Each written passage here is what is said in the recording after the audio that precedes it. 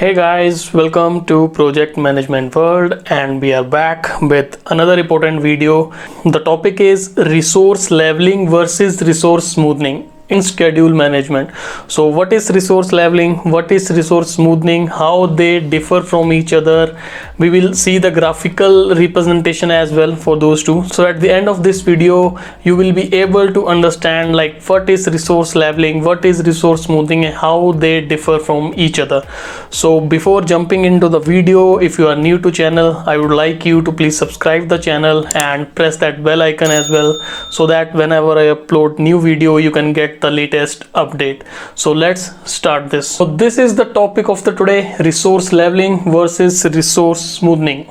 So first let's discuss about what is resource leveling. So as per the definition, a resource leveling is a project management technique used to balance the workload of the team member by distributing work evenly across the project duration. Next point we have it achieves this by making adjustment to the start and finish state of activities, taking into account resource constraint, availability and activity dependencies. We do here in resource leveling, we manage the workload of the resources that are working on a project. In this resource leveling, we adjust the start and end date according to the resource constraint. For example, there may be some resources that are available for limited period of time.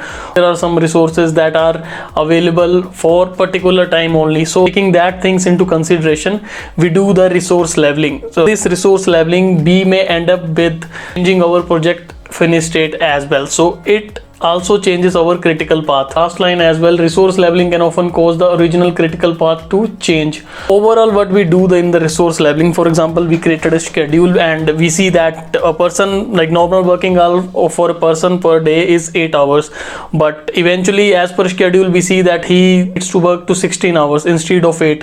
So we maintains that 8 hours per day availability of the resources, and we adjust the dates as well according to the resource constraints. So that's what resource leveling is, so that our resources are not overburdened and over allocated. So that's what the fund of resource leveling.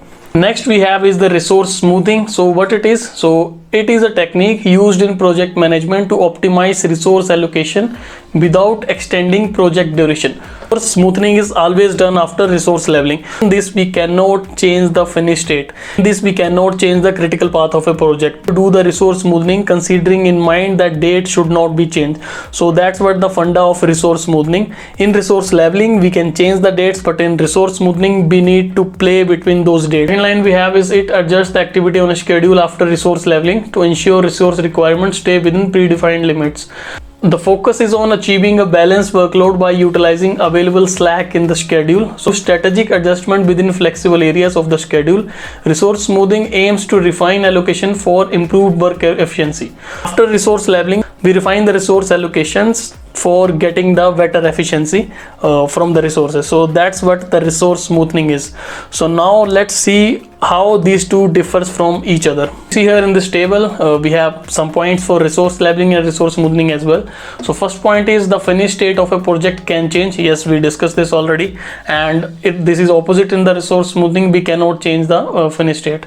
Critical path change, mostly increasing. So and by resource leveling, critical path changes, that we already discussed. Under resource smoothing you can pause activity within its float, so we cannot change the critical path. Third point we have is scheduling when resources are under or over allocated. So this is done when resources are under or over allocated, and resource smoothing based when resources are unevenly allocated. So next point we have the main constraint is your resource. Under resource leveling we have main constraint is the resource, and the main constraint is our date. In smoothing, resource leveling can be implemented for tasks on critical path. Resource smoothing, you can see with resource smoothing you do not alter the critical path. The last line we have is resource leveling is usually scheduled first, and resource smoothing is often performed after resource leveling. So resource leveling we do after we created the schedule, and resource smoothing is done after we did the resource leveling. So these were the differences between these two. So I hope it is a little bit clear to you. So now let's see from a graphical representation like how these two works together. So we have 3 bar charts here. First chart is showing when we have not done resource leveling yet.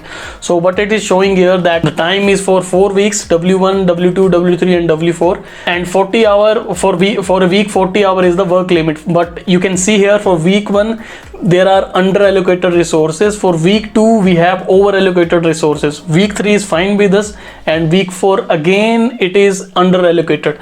That's what we need to refine by using resource leveling. So when we did the resource leveling, so what we did here, we maintained that maximum 40 hours a week should be there. So you can see after doing this, we got that the schedule has gone from 4 weeks to 5 weeks, but it has now reduced some peaks from that histogram, from that bar chart. You can see all the things under 40-hour limit, but still there are some under allocated resources as well. So to refine that, we do the resource smoothing. So if you see the chart 3, we adjusted that week 5 work into week 1, week 2 and week 3, and now we have week 1 is little bit under allocated and rest 3 weeks are perfectly fine with 40-hour limit. This is what we do in under resource smoothing after resource leveling. So this third graph here, third is our goal here to achieve, like, so that we can do the work in more efficient way. So I hope now it is pretty clear to you what is the difference and how they works together. So yeah, that was all about today's video, and we will come back with another video soon. So let me know in comment section if you have any question, any suggestions, any feedback. Feel free to write there. Yeah, that's it. Thanks and have a good day.